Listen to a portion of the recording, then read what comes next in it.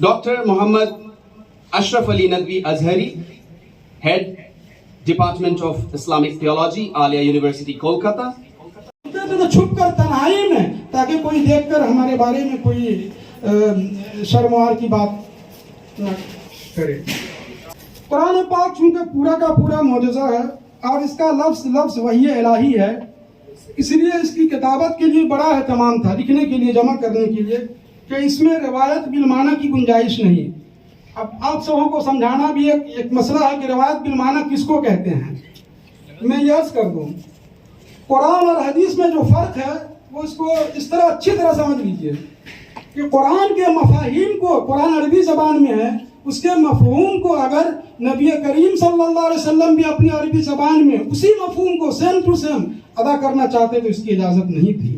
लेकिन हदीस नबवी में इसकी गुंजाइश रखी गई, जिसको मैंने अभी कहा अर्रवाया बिलमाना, अर्रवाया बिमाना बिमान अल हदीस। हदीस के मफ़ाहीम को अरबी ज़बान के दूसरे वर्ड्स और सेंटेंस में अदा करने की गुंजाइश थी, लेकिन कुरान में इसकी गुंजाइश नहीं थी। तो ये जो हदीस के लिखने और जमा करने और तदवीन का जो एक मरहला है, ये मुख्तलिफ मराहिल से ये चीज़ गुजरी है।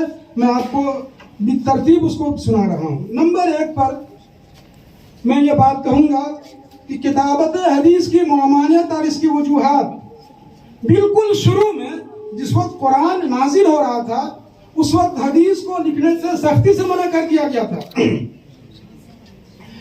बहुत सारे वजूहात मुहद्दिसीन ने लिखे हैं, 1-2 वजूहात मैं आपके सामने अर्ज कर दूं।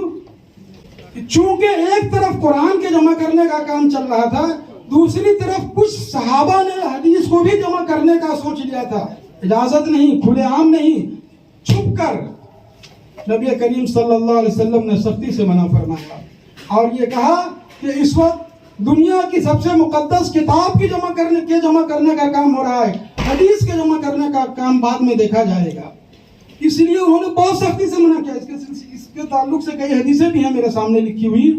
आपने फरमाया बिल्कुल नहीं, किसी को हदीस को लिखने की जरूरत नहीं है।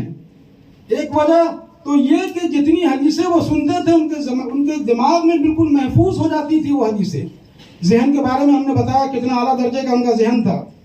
दूसरा अंदेशा ये था कि अगर हदीस को भी लिखना शुरू कर देंगे सहाबा किराम एक साथ कुरान के साथ साथ, तो इस बात का सख्त अंदेशा हो सकता है कि कुरान की बहुत सी चीजें हदीस के अंदर आ जाए और हदीस की बहुत सी चीजें कुरानी आयत के अंदर आ जाए। इसका अंदेशा था, इसलिए सख्ती से मना किया गया। हत्ता के मौलाना अब्दुल रशीद नुमानी साहब ने अपनी किताब तारीख़ तदवीन हदीस में सफ़ा 37 पर इस बात का इजाफा